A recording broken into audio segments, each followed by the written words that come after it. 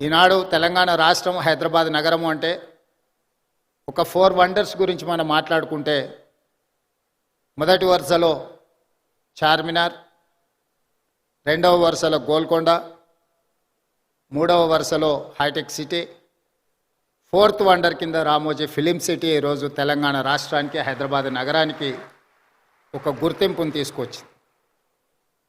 ఆనాడు తెలుగు సినీ పరిశ్రమ నంది అవార్డులతో మొదలై ఈనాడు ఆస్కార్ అవార్డులకి ఎదిగింది అని అంటే ఈ ప్రాంతంలో కట్టిన స్టూడియోలే కాదు, రామోజీ ఫిలిం సిటీ కూడా ఎంతో తోడ్పాటును అందించింది. అందుకే నేను చాలా సందర్భాలలో చెప్పడం జరిగింది, టాలీవుడ్ బాలీవుడ్ కోసం కాదు, హాలీవుడ్ కూడా ఈ రాష్ట్రానికి నగరానికి రామోజీ ఫిలిం సిటీకి రావాలి, స్క్రిప్ట్తో వస్తే ప్రింట్తో వెళ్ళాలి అని రామోజీ గారు ఏదైతే ఆలోచనతో ఈ రామోజీ ఫిలిం సిటీని వారు ప్రారంభించినరో ఈరోజు ఆ కళ నిజమైంది. ఎవరైనా సినిమా తీయాలి అని అనుకుంటే స్క్రిప్ట్ తీసుకొని రామోజీ ఫిలిం సిటీ కాంపౌండ్లోకి వస్తే ఈరోజు ప్రింట్ తీసుకొని బయటికి వెళ్ళేంతగా అన్ని రంగాల నైపుణ్యాలను ఇక్కడ వారు కేంద్రీకృతం చేశారు. ఈ 2000 ఎకరాలు ఒక కళాఖండం, ఒక అద్భుతం. దీనికి చాలామంది సమస్యలు సృష్టించాలని ప్రయత్నం చేసిన వాటన్నిటినీ రామోజీరావు గారు నిలబడి తట్టుకొని ఈ తెలంగాణ రాష్ట్రానికి ఒక గర్వకారణంగా రామోజీ ఫిలిం సిటీని తీర్చిదిద్దడం జరిగింది. అదేవిధంగా పత్రికా రంగంలో ఈనాడు పత్రిక 50 సంవత్సరాలు పూర్తి చేసుకున్న సందర్భంగా రామోజీరావు గారు నిద్ర లేవగానే ఈనాడు పేపర్ చదివే అలవాటును, నిద్రపోయే ముందు ఈటీవీ వార్తలను చూసే నిద్రపోయే అలవాటును తెలుగు ప్రజలకి ఒక అలవాటుగా మార్చిండు. ఈనాడు ముఖ్యంగా రాజకీయ నాయకులకు ఈ అలవాటు వ్యసనంగా మారింది. ఉదయం నాకు ఎన్ని పత్రికలు వచ్చినా ఖచ్చితంగా హెడ్లైన్స్ అయినా ఈనాడు పేపర్ నేను తిరిగేస్తా. ఎందుకంటే నిఖార్సైన సమాచారం, మిగతా దాంట్లో కొంచెం మసాలాలు, కలర్స్ అవి ఇవి యాడ్ అవుతుంటాయి.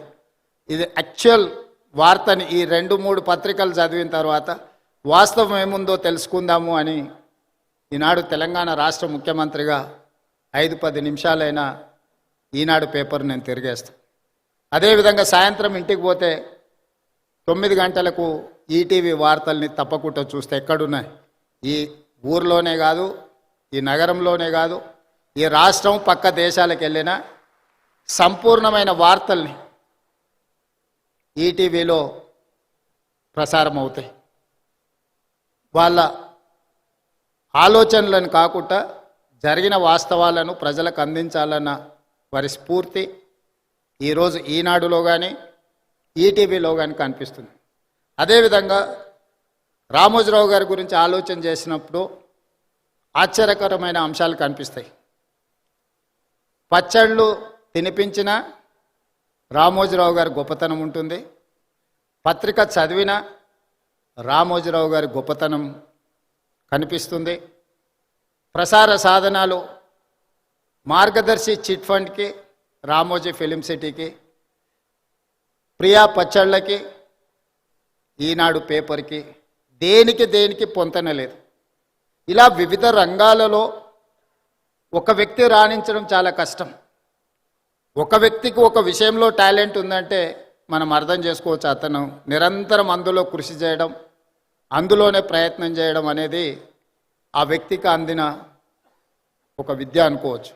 కానీ రామోజీరావు గారు ఏ రంగంలో ప్రవేశించినా ఆ రంగంలో నెంబర్ 1 ఉండడానికి వారు నిరంతరం, నాకు తెలిసి రోజుకు 18 గంటలు శ్రమించి ఈరోజు వారు ఏ రంగంలో ప్రవేశించినా ప్రతి రంగంలో తనదైన ముద్రను వారు వేయడం జరిగింది.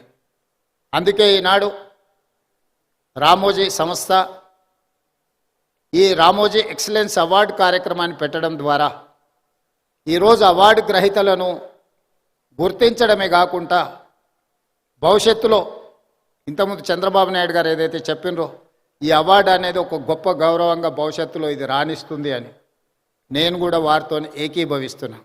రామోజీ ఎక్సలెన్స్ అవార్డు అనేది ఆషామాషిగానో లేకపోతే రవీంద్ర భారతిలో చప్పట్లు దుప్పట్లతోని ఏర్పాటు చేసే ఆర్టిఫిషియల్ అవార్డు కాదు అని నేను సంపూర్ణంగా విశ్వసిస్తున్నా. ఈరోజు అవార్డు గ్రహీతలకు ఖచ్చితంగా వారి శ్రమకు వారి నైపుణ్యానికి ఒక గుర్తింపు, రామోజీ గారి ఆలోచనలని భవిష్యత్ తరాలకు అందించడానికి మీరు మేము మన అందరము చేయగలిగిన ప్రయత్నం అంతా చేయాలి.